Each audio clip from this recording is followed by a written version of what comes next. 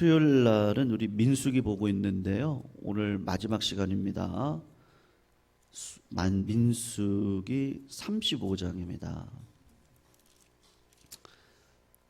9절에서 15절까지 교독으로 읽고요. 다음 주 수요일부터는 요한계시록으로 넘어가겠는데요. 아마 좀 시간이 꽤 걸릴 거예요. 아마 몇 달 할 텐데 아마 꽤 시간이 걸릴 건데요. 요한계시록 한번 다음 주 한번 읽어가지고 오세요. 읽어가지고 오시면 좋을 것 같아요. 장수는 좀 길긴 한데 천천히 읽으실 때까지 읽으시고 다음 주일에 수요일 날 오시면 좋을 것 같습니다. 오늘은 민수기 마지막 시간 35장 9절에서 15절입니다. 9절 제가 먼저 읽습니다. 여호와께서 또 모세에게 말씀하여 이르시되 이스라엘 자손에게 말하여 그들에게 이르라. 너희가 가나안 땅에 들어가거든 너희를 위하여 성읍을 도피성으로 정하여 부지 중에 살인한 자가 그리로 피하게 하라. 이는 너희가 복수할 자에게서 도피하는 성을 삼아 살인자가 회중 앞에 서서 판결을 받기까지 죽지 않게 하기 위함이니라. 너희가 줄 성읍 중에 6을 도피성이 되게 하되 새 성읍은 요단 이쪽에 두고 새 성읍은 가나안 땅에 두어 도피성이 되게 하라. 같이 읽습니다. 이 6성읍은 이스라엘 자손과 거류하는 자의 도피성이 되리니 부지 중에 살인한 모든 자가 그리로 도피할 수 있으리라. 아멘. 성경을 보면요, 하나님의 본심은 아닙니다. 그런데도 불구하고 인간의 죄성 때문에 일시적으로 이렇게 탕자처럼요, 탕자가 아버지한테 유산을 미리 달라고 하죠. 이런 불효자가 없습니다. 근데 하나님은 어떤 성품이시냐면 심판을 행하시는 분이 아니시고 지금은요 은혜의 때입니다. 심판은 우리가 요한계시록을 공부해 보시면 아시지만 지금은 고난의 때 이 하나님 나라의 백성들이 환난과 어려움 속에서 살아갈 수밖에 없다는 그 사실을 하나님이 알고 계시기 때문에 이 땅에 있는 사람들을 불쌍하게 보시거든요. 그래서 자꾸 유해를 시킵니다. 그래서 지금은 은혜의 때지 심판의 때가 절대로 아니에요. 그래서 하나님께서 탕자를 그냥 내 자식인데 벌하면 되겠어요? 이 자식 돌아오도록 하나님께서 참고 기다리고 있는 시절을 지금 시절로 탕자의 비유를 통해서 말씀하시는 거란 말입니다. 그러니까 여러분, 우리가 기도할 때 우리가 잘 기도를 하셔야 되거든요. 하나님이 맞아요. 물질의 어려움이 너무 많으세요. 그래서 저도 이제 많은 성도님들 배워왔잖아요. 근데 그 물질을 놓고 기도하는데 하나님이 이렇게 부어 주셨단 말입니다. 자녀를 놓고 기도를 했는데 자녀의 길이 열렸어요.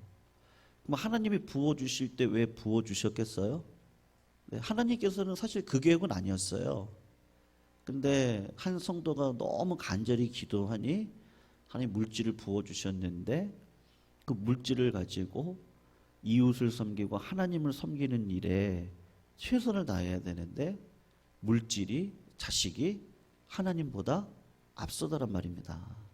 그러니까 하나님이 어떻게 하세요? 걷어가시는 거예요. 그런 일들이 굉장히 부지기수로 우리 신앙생활 가운데 많이 있습니다. 그러니까 하나님은 어떤 분이시라고요? 이렇게 우리가 막 달라붙어서 여러분, 그래서 기도는 하셔야 되는 거예요. 어떤 중요한 일이 있으실 때 꼭 기도를 하셔야 됩니다. 그리고 늘 기도하시고 항상 기도하시기를 주님의 이름으로 축원합니다. 그렇지 않으면 하나님이 역사하실 수가 없어요. 왜냐하면 우리 마음 가운데 소원을 두고 행하시기 때문에 하나님의 자녀들은 반드시 기도해서 응답받고 갑니다. 그러니까 기도가 만사거든요. 그러니까 하나님이 이렇게 보시고 너무 원하니까 이렇게 하나님이 허용을 하시는 경우가 종종 있단 말이죠. 우리가 발락 아시죠? 발람 선지자. 하나님이 어떻게 하세요? 허용하셨죠? 내가 분명히 가지 말라고 했어요. 근데 이 사람이 가니까 그래, 너 가는 건 내가 허락할게. 근데 저주는 하지 말아라. 근데 결국은 저주했단 말이에요. 그러니까 하나님께서 우리들이 연약하기 때문에 허용을 하시고 우리 자녀도 그렇잖아요. 믿어주잖아요. 또 그럴 거 알아요. 근데 자식이니까 믿어준다고요. 하나님이 그렇게 하시는 거예요. 우리 인생을 그렇게 끌고 가세요. 근데 제가 볼 때 몇 가지가 있습니다. 두 가지 제도를 하나님의 뜻은 그렇진 않는데 요거를 잠시 허용을 하셨던 적은 있었거든요. 그러니까 인간의 죄성 때문인데 첫 번째는 뭐냐 하면 유대인 족장들의 그 일부 다처제입니다. 하나님 분명히 에덴에서 분명히 어떻게 하셨어요? 한 남자에 한 여자를 주셨죠? 여러 여자를 주시지 않으셨어요. 한 남자에게는 한 여자, 그 여자가 남자를 헬퍼, 도와요. 남자는 그 여자를 위해서 목숨을 걸어야 되거든요. 그런 관계 속에서 가정을 만드셨단 말이에요. 그런데 인생의 이 죄악된 인생을 살아가다 보니까 어떤 일이 벌어져요? 그렇게 결혼해서 자식 낳고 살아가는 게 때로는 힘이 안 들 때가 있단 말입니다. 자식이 더 많아야 돼요. 지금이야 경찰 국가니까요. 검찰이라는 조직이 있고 경찰이라는 조직이 있어서 그것들이 우리 한국 사회에 여러분 가장 많은 게 뭔지 아세요? 외국인들이 외국 나라에 가서 보시면 한국 사회에 정말 많은 게 있어요. 어디를 가든지 뭐가 있죠? CCTV가 우리나라는 엄청 많아요. 네. 그러니까 외국 분들이 우리 한국에 와서 놀라는 게 뭐예요? 밤길에 맘대로 걸어다녀요. 네. 그런데 여러분 곳곳마다 CCTV가 있습니다. 제가 아마 우리 이인일 사님도 아시는데요. 운동을 하는 요 길이 있거든요. 포인트마다 CCTV가 다 있어요. 오, 여기도 있다고? 다 있어요. 그리고 밤에도 너무 환하게 비쳐요. 네. 그러니까는 우리 한국 사람들이 그런 의식들이 있어요. 아, 이거 내가 무슨 일을 하면 다 찍힌다는 게 알거든요. 그러니까 그게 막아주는 거예요. 악을 막아주는 거예요. 근데 여러분, 아브라함 시절이나 고대 시절을 생각을 해보세요. 경찰 국가가 아니란 말이죠. 첨단 장비가 있는 곳이 아니니까 가족이 힘이에요. 그러니까 남자들이 어떻게 해요? 여자들을, 아내를 한 명만 얻어서는 힘을 못 가지니까 여자를 또 얻고 또 얻고 또 얻어서 가정을요, 자녀 수를 남자의 수를 좀 많이 가지는 그게 힘이잖아요. 그렇게 견디고 살아가야 되는 시절이 있어서 하나님이 일부 다처제를 한시적으로 허용을 했단 말입니다.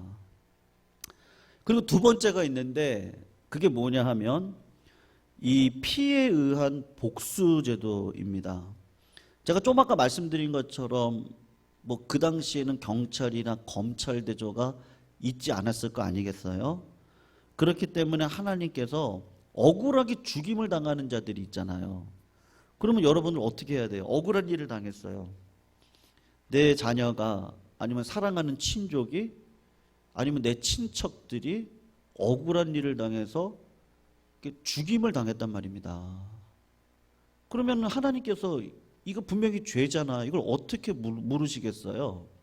그래서 하나님이 주신 게 뭐냐 하면 친족 무르기라 그래서 룻기를 보시면요. 그 제도가 있거든요. 그 룻기를 보면 룻이 며느리가 되어지잖아요. 근데 누구에게 시집을 갑니까? 예, 룻 집안은 이미 남자들은 다 죽었어요. 그러니까 룻의 그 친족이었던 아버지의 친족이었던 보아스에게 시집을 가잖아요. 그러니까 이 친족이 이 가족을 챙겨주는 거예요. 보아스 입장에서는 굉장한 손해입니다. 왠지 아세요? 아들을 낳으면 이 아들이 내 아들이 아니고 누구 아들이에요? 이쪽 집안 아들이에요. 이 친족 아들이에요. 재산이 누구한테 가요? 얘한테 가는 거예요. 그러니까 굉장한 손해를 보는 거예요. 보아스 입장에서는. 근데 그것을 이렇게 날개 아래 품어버려요. 보아스가. 룻이라는 여인이 품거든요. 거기서 그 정신에서 메시아의 족속이, 메시아가, 계보가 쭉 이루어지는 거예요. 그걸 보여주는 거예요. 한 그림으로요. 룻기가 그걸 보여주는 거거든요. 그거랑 똑같아요. 누가 내 친족을 죽였어요. 그러면 이 친족 무르기 고엘 제도라 그러거든요. 이 제도를 통해서 누가 대신 죽일 수 있도록 하나님이 허용하시는 거예요. 집안이 다 풍비박산 나가지고 다 살해를 당했는데 친족이 이 원수를 갚을 수 있도록 한단 말이죠. 하나님이 그 당시 경찰 제도가 없으니까 피해 복수를 할 수 있도록 허용하셨단 말이에요. 그래서 그런데 그거에 넘어가면 안 되니까 눈은 눈으로 이는 이로 갚아라. 절대로 복수를 고기까지만 하지 더하지는 말아라. 이렇게 정해놓은 거예요. 하나님께서 인간의 죄성을 보고 허락하신 제도란 말이죠. 그런데 여러분, 인간사가 그렇게 간단합니까? 네? 그렇게 간단해요? 그렇지가 않잖아요.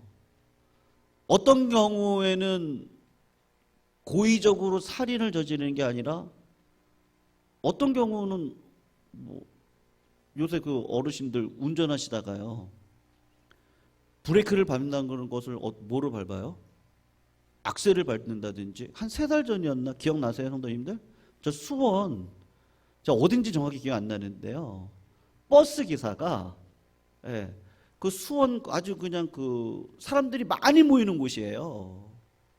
그리고 저도 그 영상을 봤거든요. CCTV가 다 있으니까요. 그게 다 비춰주시더라고요. 어떤 중년의 여자분, 뭐 한 60대 좀 넘으신 여자분 같으세요. 자식한테 전화하고 나 이제 들어갈게 이러고서는 이제 가시는데 버스가요, 그냥 그분을 이렇게 뒤에서 그냥 이렇게 확 덮치고 지나가 버렸어요. 근데 왜 그랬냐 봤더니 버스 기사가 뭘 떨어뜨렸어요. 정차했는데 떨어뜨린 건데, 떨어뜨린 걸 줍는다고 이렇게 하는데 이게 악셀을 밟아버린 거예요. 고의적인 거예요? 아니면 이거는 과실이에요? 과실치사잖아요. 이런 경우는 어떻게 해요? 그렇게 해가지고 그분 돌아가셨거든요. 그 여자분 돌아가셨어요. 그리고 그게 그 신호등, 그 사람 많은 데였거든요. 그러니까 신호등을 이렇게 확 덮치고 지나가 버렸어요. 그 차가요, 버스가요. 몇 달 전에 일어났던 사건이었거든요. 그런 일들이 이 땅 가운데 있다 없다? 있단 말이에요. 그럼 하나님께서 분명히 얘기하셨잖아요. 예, 옛날에도 그런 일이 있었겠죠. 예를 들면 신명기 19장 5절인데 이렇게 얘기를 했어요. 벌목을 하다가 이렇게 도끼질을 하잖아요. 근데 이게 계속 치다 보면은 이게 뭐 1년 가지고 이 도끼를 관리를 잘 못하다 보면 도끼가 날이 빠질 때가 있잖아요. 그러니까는 도끼질을 했는데 이 날이 툭 빠져가지고 옆에 있는 동료 머리에 가서 그냥 콱 찍혔단 말이에요. 그리고 이제 어떻게 해요? 옛날이니까요. 그러니까 피를 많이 흘려가지고 이분이 죽었어요. 그러면 하나님께서 뭐라고 얘기했죠? 눈은 눈으로, 이는 이로 갚으라고 했단 말이에요. 근데 고의로 죽였어요? 과실로 죽인 거예요? 과실이란 말이에요. 그래서 하나님께서 어떻게 하시냐? 도피성을 만들어라, 여러분들. 요단강을 기점으로 요단강 동편에다가 3개를 만들고 가나안 땅에다가 3개를 만들어서 위쪽에, 중간에, 밑에, 여기 요단 동편도 위쪽에, 중간에, 밑에 만들어가지고 이게 고의로 죽이려고 했던 거 말고 과실치사로 사람을 죽게 된 경우에 기업 무르기를 통해서 이 사람이 죽을 수 있단 말이에요. 그런 경우에는 어떻게 해주겠다? 하나님이 살려줄 거야. 그러니까는, 그런데 전제 조건이 있어요. 그게 뭐냐면 도피성으로 빨리 들어가라. 그러면 쫓아오는 자가 그를 죽일 수 없다. 도피성으로 들어간 자는 죽일 수 없다. 그렇게 이야기를 한 거예요. 그래서 여러분 그런 배경 속에서 11절을 보세요. 뭐라고 얘기하냐면 보세요. 너희를 위하여 성읍을 도피성으로 정하여 부지 중에 살인한 자가 그리로 피하게 하라. 이는 너희가 복수할 자에게서 도피하는 성을 삼아 살인자가 회중 앞에 서서 판결을 받기까지 죽지 않게 하기 위함이다. 지금 이렇게 이야기를 하고 있단 말이죠. 성도님들, 우리가 한번 19절에서 21절을 한번 보세요. 제가 설명했던 배경을 가지고 한번 읽어보세요. 19절부터 21절 천천히 읽어봅니다. 시작. 피를 보복하는 자는 그 살인한 자를 자신이 죽일 것이니 그를 만나면 죽일 것이요. 만일 미워하는 까닭에 밀쳐 죽이거나 귀를 엿보아 무엇을 던져 죽이거나 아기를 가지고 손으로 쳐 죽이면 그 친자는 반드시 죽일 것이니 이는 살인하였음이라. 피를 보복하는 자는 살인자를 만나면 어떻게 하라고요? 죽여라. 고의로 했으니까요. 이건요. 그죠? 자, 그런데 22절에서 25절도 한번 읽어봐요. 이건 과실이에요. 한번 읽어봅니다. 시작. 악의가 없이 우연을 이 사람을 밀치거나 기회를 엿봄이 없이 무엇을 던지거나 보지 못하고 사람을 죽일 만한 돌을 던져서 죽였을 때에 이는 악의도 없고 해하려 한 것도 아닌즉 회중이 친자의 피를 보복하는 자 간에 이 규례대로 판결하여 피를 보복하는 자의 손에서 살인자를 건져내어 그가 피하였던 어디요? 도피성으로 돌려보낼 것이요 그는 거룩한 기름 부음을 받은 대제사장이 죽기까지 거기 거주할 것이니라. 이렇게 이야기가 되고 있어요. 그러니까 여러분 과실치사는 하나님이 살려주신다는 거예요. 그런데 언제까지 살려주신대요? 25절에 보니까 한번 보세요. 언제까지 살려주는 거예요? 죄송합니다. 살려준다는 표현이 아니고 언제까지 도피성에 머물러 수 있다는 거예요? 대제사장이 죽을 때까지는 그 도피성에 머물러 있어라. 그렇게 이야기를 한단 말이에요. 그러니까는 여러분 도피성에 머물러 있는 사람은 자유를 얻기 위해서 어떤 기도를 하겠어요? 대제사장이 빨리 죽어야 돼요? 아니면은 늦게 죽어야 돼요? 하나님 빨리 죽게 해주세요. 이렇게 해야 되는 거예요. 왜냐하면 1년 만에 죽으면 자유의 몸이 되니까요. 마음대로 돌아다닐 수 있는데 대제사장이 죽기 전까지 30년 살아계시면 30년 동안 도피성에만 있어야 되는 거예요. 네. 이게 뭘 상징하죠? 히브리서 보면 대제사장이 누구라고 그래요? 예수님이죠. 예수님이 죽기까지 피 흘려 십자가에 달려 돌아가실 때 우리는 자유함을 누리죠. 맞습니까? 그것에 대한 그림자로 지금 도피성을 보여주고 있단 말입니다. 제가 몇 가지를 좀 말씀을 드려야 되는데 이 도피성은 4가지 특징이 있거든요. 그냥 기억하시고 넘어가세요. 잊어버리셔도 됩니다. 첫 번째로 도피성, 이게 지식이 필요하거든요. 도피성은 레위 지파의 성읍입니다. 레위 지파는 땅을 소유할 수 없는 자들이거든요. 한마디로 이야기하면 교회라고 할 수가 있어요. 이 시대에 교회가 개인 재산입니까? 아니면 하나님의 것입니까? 하나님의 것 맞아요? 성도님 어떠세요? 믿으세요? 하나님의 것이에요. 그러니까 우리 교회도 비영리 법인으로 대한예수교 장로회 예광교회 이렇게 올라가 있어요. 지금요. 이게 개인 소유가 아니고 뭐로 돼 있다고요? 비영리 법인으로 하나님께 바쳐진 땅과 건물이란 말이에요. 그러니까 하나님의 거예요. 그러니까 레위 지파는 누구 거예요? 하나님 거거든요. 레위 지파를 뽑아내 그 사람들은 하나님을 섬기도록 했단 말이에요. 그러니까 여러분 도피성에는 레위 지파 성읍이라는 건 무슨 말이겠어요? 이 성읍은 하나님의 것이다. 그리고 하나님의 사람들이 이 성읍에 존재하며 어떤 죄인들이 온다 할지라도 교회인 하나님의 자녀들이 그 죄인들을 품어 안고 그들을 세상을 향해 돌려보낼 수 있도록 사랑으로 보듬고 훈련하고 나아가는 것이 이 도피성이라는 것이에요. 그리고 두 번째가 뭐냐면 특징이 있거든요. 도피성은 어느 곳에서든지 피할 수 있도록 지역의 요지에다가 이렇게 둡니다. 그러니까 접근하기가 쉬운 거예요. 그래서 신명기 19장 3절, 6절을 보시면 도피성으로 가는 도로를 잘 닦아 놓으라고 그럽니다. 그리고 중간에 강이 있으면 다리를 놓으라고 하셔요. 뿐만 아니라 겨울에 망가질 수도 있잖아요. 겨울에. 그러니까는 봄이 되면 어떻게 하라고 얘기하냐면 빨리 가서 보수를 하라 그래요. 왜냐하면 죄인들, 과실치사하신 분들이 빨리 도피성으로 올 수 있도록 그렇게 용이하게 만들어 놓으라는 거예요. 그리고 세 번째 특징이 있는데 오늘 본문 15절을 한번 보시면 여러분 이 도피성에는 이스라엘 백성들만 오는 게 아니라 딱 보세요. 누구도 옵니까? 이 여섯 성읍은 이스라엘 자손과 누가 와요? 타국인도 올 수 있도록 했다는 거예요. 그러니까 죄인이면 누구나 와도 됩니다. 세리도 오세요. 창녀도 오세요. 물 없는 자들은 다 오세요. 목마른 자들은 다 오세요. 누구든지 올 수 있는 거예요.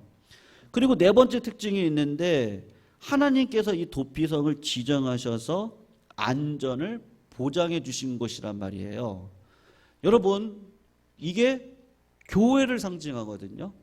그래서 영적인 의미가 있습니다. 아까 제가 초두에 잠깐 말씀드렸는데 죄인들이 피하여 구원받을 수 있는 곳은 어디밖에 없다? 교회밖에 없다. 왜 교회밖에 없어요? 예수 그리스도를 선포하는 것은 교회밖에 없기 때문에 그런 것이죠. 히브리서를 보면 제가 읽어드립니다. 앞에 있는 소망을 얻으려고 피하여 가는 우리로 큰 안위를 받게 하려 하심이니라 이렇게 이야기를 하거든요. 이 대제사장 되신 예수 그리스도가 히브리서에 등장을 하는데 그분의 죽으심으로 하늘 그 한성 예비 한성에 연결되어졌다 그런 얘기가 나오거든요. 근데 다윗이 하나님을 가리켜서 시편을 보면 뭐라고 하겠습니까? 나의 하나님은 피난처시요 나의 하나님은 요새시요 나의 하나님은 장막이시요 나의 하나님은 성벽이시요 나의 하나님은 반석이시요 예, 나의 하나님은 높은 망대요 나의 하나님은 구원자시요 나를 흉황에서 구원하실 분은 하나님밖에 없습니다. 이렇게 이야기를 하고 있단 말이에요. 여러분 사람이 실수로 뭐 있잖아. 여러분 사람들이 다 어때요? 다 물론 그런 분들도 있어요. 이중적인 분들도 계세요. 근데 이중적인 분들 그러니까 솔직하지 않은 거죠. 그러니까 구리신 분들이에요. 앞에서는 아닌 척하는데 뒤에 가서 이렇게 하시는 분들 계시잖아요. 근데 다 알아요. 결국은 다 알아요. 그러니까 저는 그냥 솔직한 게 최고 좋다. 물론 솔직히 다 좋은 건 아니더라고요. 왜냐하면 내가 그 사람의 마음을 이해를 하고 어떨 때는 안 솔직해야 되거든요. 근데 이 관계의 이 기술이 너무 약해요. 근데 몰라서 그런 경우도 있단 말이에요. 네. 저분이 알면 어떻게 저렇게 이야기하지? 근데 이제 얘기를 하다 보면은 모르셔서 그렇게 하시는 경우도 있어요. 네. 우리 인생사가 그렇지 않으세요? 나는 잘하려고 그랬었어요. 네. 나는요, 그렇게 좀 잘 세워보고 싶었어요. 네.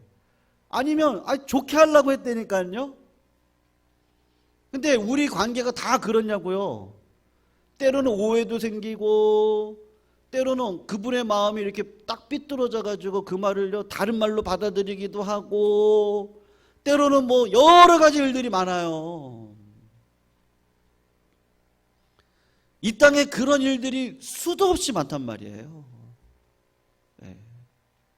나를 위해서 해주는 말인데 어떨 때는 뭐야 나를 무시하는 거야?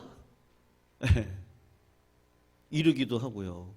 나라가 행하는 어떤 제도 가운데 이거 뭐야 이거 뭐야 이거 뭐 이거 이렇게 하려고 하는 거 아니야? 막 이러기도 하고요.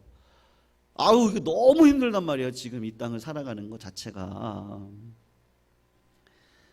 여러분, 근데 이 모든 것들을 완전하고 그 다음에 온전하게 치료를 할 수 있는 방법은 뭐밖에 없어요? 예수 그리스도 안에 들어가는 것밖에는 없단 말입니다. 사랑하는 성도님들, 사람이 죄를 지으면요, 여러분 어떠세요? 불편해요. 어떤 경우는요, 분명히 하나님께서 내 그 습관적인 죄가 있거든요. 부끄럽지만 제 고백입니다. 저는 알아요. 저의 그 습관적인 죄를 저는 알아요. 근데 하나님이 그 죄를 딱 지면요, 하나님이 바로 채찍질을 딱 하세요. 그래서 알아요, 제가. 아, 하나님이 요 죄 때문에 나를 그렇게 하셨구나라는 걸 제가 알아요. 근데 어느 순간 말이에요, 하나님이 가만히 계실 때가 있어요. 예. 제 경험입니다. 그럴 때가 있어요. 무슨 일이지? 분명히 내가 그 죄를 졌거든요. 뭐 성도들 그렇다고 뭐 제가 막 큰 죄를 졌고 이런 건 아니에요. 그 습관적인 게 있어요. 제 마음 가운데 원망이라든지 이런 것들이 있거든요. 불신이라든지 말이죠. 하나님 언제까지예요? 라든지요. 막 이런 것들이 있단 말이에요. 근데 언제는 하나님이 가만히 계세요. 불편해요. 이상한데? 옛날에 훈련소 갔을 때요, 매일같이 집합을 해요. 부대 배치를 받았는데요, 일주일에 한 번은 꼭 집합을 걸어요. 고참들이요. 그러면 이유가 없어요.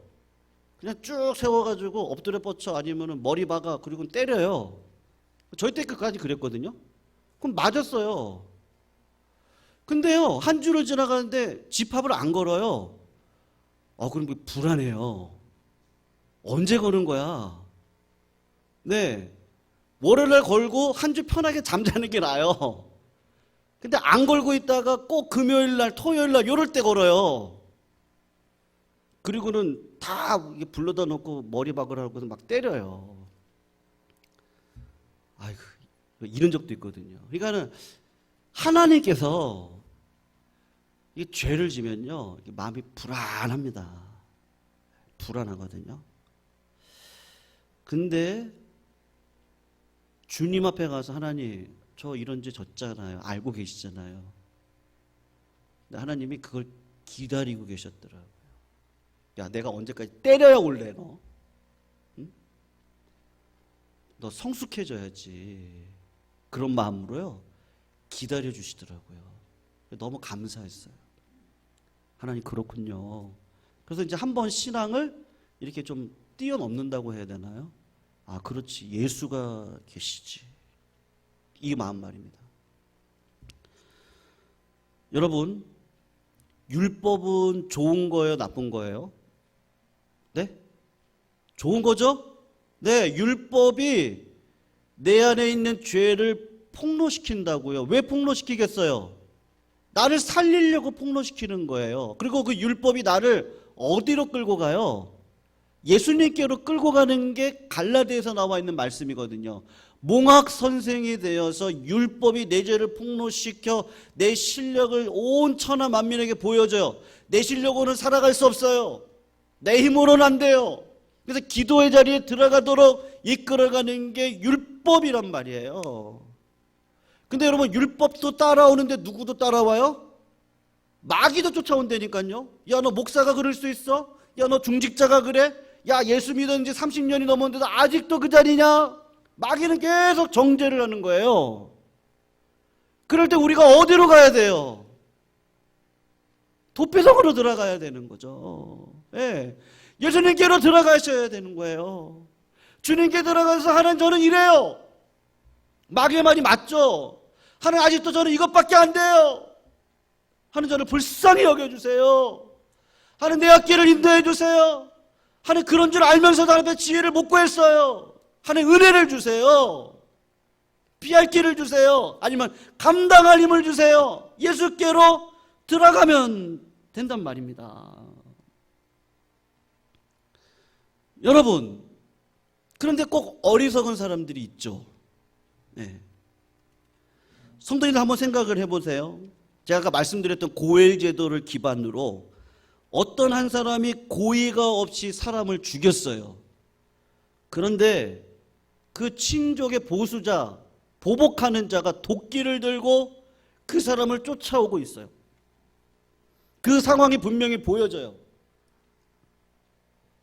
그럼 여러분들은 옆에 서서 뭐라고 말씀하시겠어요? 빨리 도피성으로 가세요. 그렇게 얘기하시겠죠? 그 사람이 아유 잠시만요. 저 좀 집에 좀 갔다 올게요. 예수님 표현대로 아유 잠시만요. 저 집에 가서 아버지 좀 뵈고 올게요. 아 저 집에 저 양하고 소가 있는데 저거 좀 어떻게 좀 처리 좀 하고 올게요. 예수님이 그렇게 얘기하시잖아요. 근데 그러면 돼요, 안 돼요? 안 되는 거예요. 지금 뒤에서 보복자가 지금 도끼를 가지고 와서 죽이려고 그래요. 그러면 옆에 있는 사람이 뭐라고 얘기해도 빨리 도피성으로 가세요. 빨리 예수 믿으세요. 빨리 교회 안으로 가셔서 기도하세요. 하나님 앞에 무릎 꿇으세요. 그러겠죠. 그런데 사도행전 24장에 보면 사도 바울이 벨릭스 앞에 서가지고 하나님의 나라와 복음을 증거를 했어요. 근데 이분이 뭐라고 얘기했는지 아세요? 시방은, 요거는 이제 사투리죠? 지금은 야 그냥 가라. 내가 나중에 너를 다시 부를게. 문제 드려요. 불렀을까요? 안 불렀을까요? 안 불렀어요. 지옥 갔을까요? 안 갔을까요? 아마 몰라도 지옥 갔을 거란 말이죠. 여러분, 도피성이 없다고 말씀하지 마세요. 그건 거짓말입니다. 예수 그리스도만으로 구원받고 예수 그리스도 안에 들어가야 하나님의 참된 평안을 누리고 살아갈 수 있는 거죠.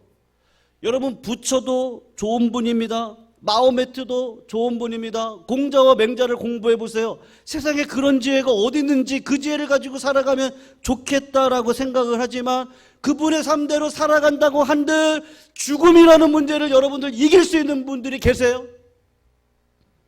이 땅에 예수 믿고 구원받아 이 땅을 살아가는 기도하는 백성들, 성령을 충만하게 받은 자들도 다 어디를 통과해야 돼요?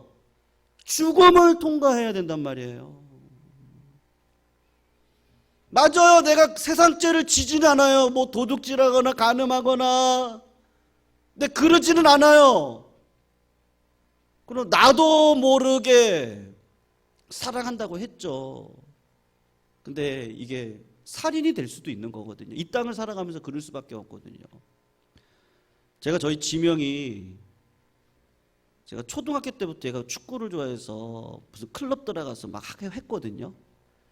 여기 5년 전에 우리 이 땅 여기 죽전으로 이사 와서도 얘가 축구를 좋아해가지고요. 그 유명한 축구 선수 2002년 때 축구 뛰었던 선수 있는데 제가 이름이 기억이 안 나는데 그분이 운영하는 클럽에도 한번 데리고 갔었어요. 근데 제가 보기에는 지명이가 잘 못해요. 네. 축구 선수가 되기에는 아니에요. 그리고 뭐 초등학교 시절에도 뭐 우승도 했어요. 뭐 국민대학교에서 펼쳐지는 무슨 클럽 대항전에서 우승도 했어요. 근데 제가 볼 때는 막 그렇게 잘하진 않거든요. 그래서 제가 그냥 농담으로 얼마 전에 한 달 전인가 2달 전이었나 하여튼간 뭐 그랬어요. 그냥 야 너는 축구를 그냥 뭐 폼으로 하냐? 네, 그랬어요 그냥. 근데 그냥 너 잘하라고 말을 한 말이었거든요. 그랬더니 지명이가요 얼굴이 심각해지더니 방으로 그냥 확 들어가 버리더라고요. 그러니까 이제 그 말이 너무 섭섭했나 봐요. 나는 진심인데 아빠는 그걸 진심으로 보지 않는다고. 근데 저는 야 좀 더 열심히 해 그런 뜻이었거든요. 근데 얼마 전에 축구가 있어가지고 한번 간 적이 있어요. 한 골을 넣었어요. 제가 그랬어요. 야, 난 너 인정한다. 야, 네가 진짜 축구에 진심이구나. 야, 근데 좋아하더라고요. 풀렸어요. 그리고 풀렸거든요. 근데 부모 자식 간에도 이렇다니까요. 내가 무슨 말을 좀 이렇게 그냥 야 너 그냥 열심히 하라는 뜻으로 내가 얘기를 한 건데 그 말이 오해가 되기도 하는데요. 여러분 세상사가 그렇지 않습니까? 나는 잘하고 싶었는데 이게 마음에 살인을 저지를 수도 있는 거란 말이에요. 주님이 뭐라 그랬어요? 미워하는 건 뭐라고요? 살인하는 거라고 그랬단 말이에요. 그러니까 나는 그렇게 안 한다고 해도 나는 죽으러 갈 수밖에 없는 현실에 서 있는 자가 나란 말이에요. 맞죠? 여러분 주일날 말씀을 선포했습니다.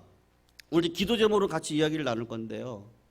민부전 집사님 지난 작년 추수감사절 온가족 초청 예배 때 오셨다가 우리 교회 등록하셨어요. 네. 그 마음에 부담을 주셨는데 오고 그냥 너무 좋으셔서 등록하셔서 지금까지 잘 다니고 계시는데 지금 남편분이 자꾸 기침을 하시고 이 등짝이 아프시다고 그러고 배가 아프다고 그러고 그러니까 약간 폐암일 수도 있다는 소견이 나왔어요. 동네 병원에서요. 그래서 어제 여기 아산병원으로 응급실 아프다고 그러고 그냥 응급실로 갔어요. 그래야 빨리 진행이 되니까. 갔는데 병원에 전문의가 없고 다 없으니까 뭘 진행이 안 되는 거예요. 네. 그래가지고 거기는 어떤 간호사님이 연락을 해서 여기 수원에는 아주대 연락을 해서 아까 우리 예배 드릴 때 11시에 지금 검사 들어가셨거든요. 네. 근데 민보전 집사님이 주일날 이제 기도를 해드리는데 그 얘기를 하시더라고요. 오늘 말씀을 들었는데요. 제가 남편한테 실수한 게 있네요. 뭐예요? 그랬더니 남편한테 예수 믿으라고 얘기를 안 했다. 구원받으라고 그래야 되는데 막상 이렇게 되고 보니까 구원받으라고 해야 되는데 그래서 월요일날 얘기를 하셨대요. 교회 같이 가자고 이렇게 이야기를 하셨다는 거예요. 여러분 우리가 몰라서 그러지 우리가 어느 순간 죽음의 자리에 서지 않겠어요? 우리도 선고를 받지 않겠어요? 우리도 분명히 그러지 않겠어요? 네. 내가 아무리 잘 사는 것 같아도 어느 순간 우리도 할 때가 있지 않겠냐고요. 나이 먹고 싶어서 나이 드시는 분이 어디 계세요? 흰머리 나고 싶어서 나시는 분이 어디 계세요? 아무리 염색을 하고 아무리 관리를 하고 아무리 뭐를 한다고 한들 80 넘어가면 그때부터는 진짜 하나님이 부르실 날 그냥 우리 언제 어떻게 될지 모르는 거잖아요. 그러니까 내가 아무리 선하게 살아도 죽음은 통과해야 되는 이 현실 말이죠. 네. 그래서 저는 민부전에서 설교 준비하면서 자꾸 생각이 나더라고요. 목사님 남편한테 교회 가라고 얘기를 못했네요. 남편이 이러고 저러고 원망하고 불평을 했는데 말씀을 듣는데 그냥 딱 그 마음이 그냥 확 왔다는 거예요. 교회 가라고 해야지. 교회 가라고. 네. 하나님이 어떻게 역사하실지 모르겠습니다. 아니었으면 좋겠어요. 네. 나사렛 예수의 이름으로 명하노니 그냥 모든 오장육부는 깨끗할지어다. 네, 그랬으면 좋겠어요. 그러나 하나님 어떠한 상황 가운데서도 빨리 예수님께로 가세요. 맞죠? 빨리 교회로 가세요. 빨리 기도하세요. 네. 주님 바라봐야죠. 언제 우리가 건강하겠냐고요. 언제까지요. 네. 안 그럴 날이 있잖아요.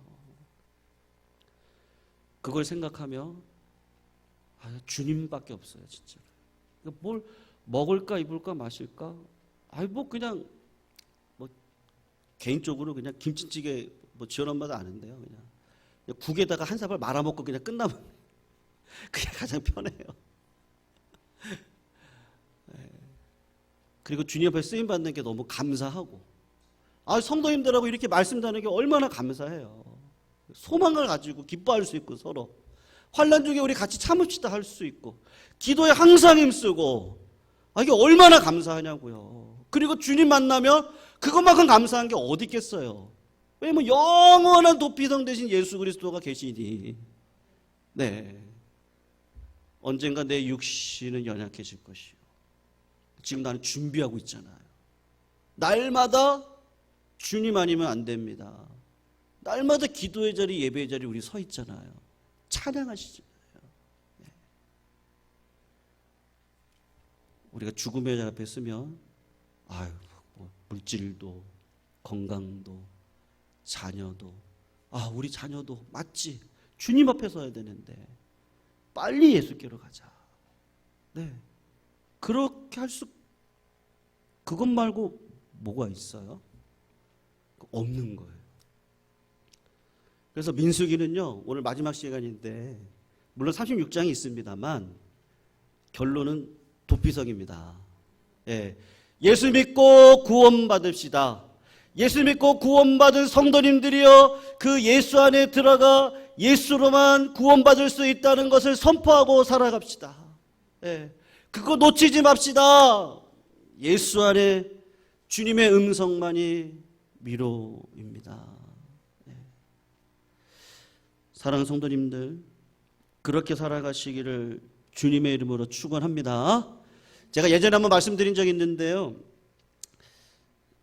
부목사 시절에 이제 교구를 맡아서 이제 여둔다사님하고 저 공주입니다. 충청도 공주에 있는 그 교회를 이분은 이렇게 뜨개질을 해가지고 교육자들한테 이렇게 모자도 만들어 주시고 이렇게 목도리도 해주시고 교회 헌신을 아주 많이 하신 권사님이세요. 저는 잘 몰랐어요. 근데 어떤 권사님이 갑자기 그분이 생각이 난다는 거예요. 그래서 저한테 부탁을 하시더라고요. 저기 공주 요양원에 계시는데 같이 가시자고. 그래서 전도사님이랑 성도님 몇 분, 그러니까 옛날 어르신들, 교회 어르신들을 모시고 갔어요. 왜냐하면 그분을 아실 수 있는 분들은 이제 세대가 바뀌었으니까. 근데 이제 그렇게 교회를 잘 섬기셨던 분이시래요. 가서 만났어요. 권사님, 어느 교회에서 왔어요? 저 목사고요. 그때 옆에 있는 권사님이 권사님 하고 막 울면서 막 하시더라고요. 그러고 올라왔어요. 근데 그 권사님이 요양원에서 식사를 못 하셨고 계셨거든요. 근데 따님한테 죽 좀 가져오라고 그렇게 얘기를 하시대. 그때는 이제 코로나 전이 한참 전이었거든요. 그러더니 권사님이 죽을요 다 드시고 돌아가셨어요, 그날. 그래서 올라왔는데 전화가 왔어요. 어머니 돌아가셨어요. 그래서 기다리셨구나. 그 권사님에게 그런 마음 주시고 옛 동지들 만나고 이제 됐다, 나 하나님 앞에 가야지 하고는 딸한테, 그 딸도 나이 많으시거든요. 60이 넘으셨는데 그 권사님 90 몇 세셨거든요. 밥 가져와라. 딱 드시고 가셨어요. 어디 가셨을까요?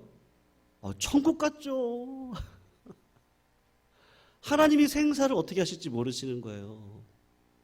그런 감격이 어디 있어요? 옛 동지 만나고 나를 위해 울어주고 권사님 하고 알아봐 주시고 누구 하다가 하고는 제가 그걸 다 봤잖아요. 그리고 가셨거든요. 예수밖에 없습니다. 네. 그 죽음 앞에 뭘 자랑할 게 있겠어요? 예수님 자랑할 것밖에 더 어디 있겠어요? 네. 우리 그런 줄 알고요. 육신의 밥 잘 드시다가 성도 우리도 그렇게 하시자고요. 육신의 밥 잘 드시고 영적인 밥 잘 드시고 하나님 앞에 건강한 건 예의다. 건강하게 사시다가 하나님께서 그런 믿음의 동지들을 만날 수 있는 은혜를 주셔서 그 감격 가지고 하나님 나라 들어갈 때 그 영광이 얼마나 크겠어요? 그 도피성이 예수 그리스도 안에 있잖아요. 네. 그 은혜 안에 누리시기를 주님의 이름으로 축원합니다.